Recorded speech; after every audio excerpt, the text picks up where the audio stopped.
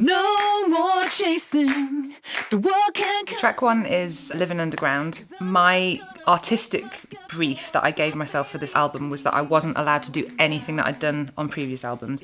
I don't really see the point in repeating myself. I don't see any creative growth in that. So I wanted to do something totally different, and I wanted to start all the songs from a place of fear, in a sense, excitement, and not having repeated anything out of habit.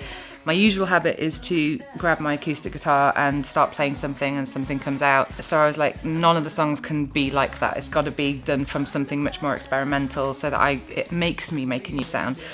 And Livin Underground was a silent idea. And what I mean by that was I was in bed, it was 3 a.m. and I had all of the melody, the backing vocals and hand clapping and stomping in my head. And I was like, I'm not going to get out of bed, I'm not going to write this down, I'm not going to record it, I'm going to rotate it on my brain until I can't forget it. And if it's as good as I think it is, I'll remember it in the morning. I basically laid awake all night adding more lyrics. No more chasing, the world can't come to me. I'm not gonna bust my gut for the scraps they leave for me. I'm slowing down. So if you want me now, And by the morning I had come up with everything I needed and I was like, that's done, that's the song.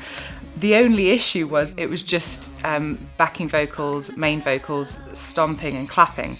And it naturally, when I started to come to how am I going to arrange this musically, it naturally fell into a really bluegrass song, which I also felt was a bit too obvious. It was so Americana and so bluegrass. Not that there's anything wrong with that, but I felt that's where it naturally lent itself.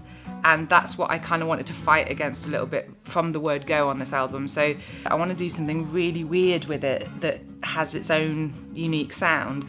And so then I bought some fuzz pedals for my electric guitar, and I started messing around with some pedal sounds on my electric, and then I had these humming backing vocals that I added in, and then I tried to recreate the humming sounds on my electric.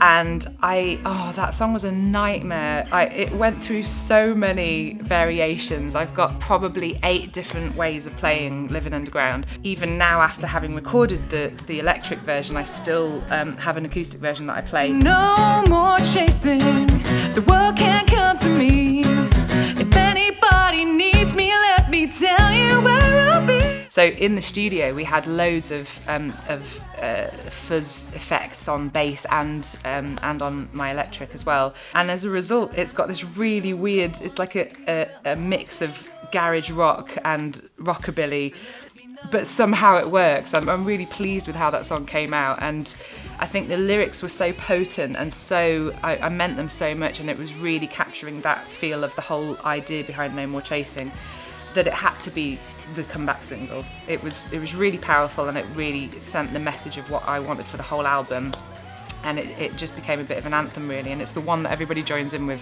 when I play it live, which is really lovely. No more chasing, the world can't come to me, 'cause I'm not gonna bust my gut for the scraps they leave for me. I'm slowing down. If you want me now, I'm living underground. So that went through a lot of changes, but I'm really happy with where it's finished. Nice. Waiting for the thumbs up, yes.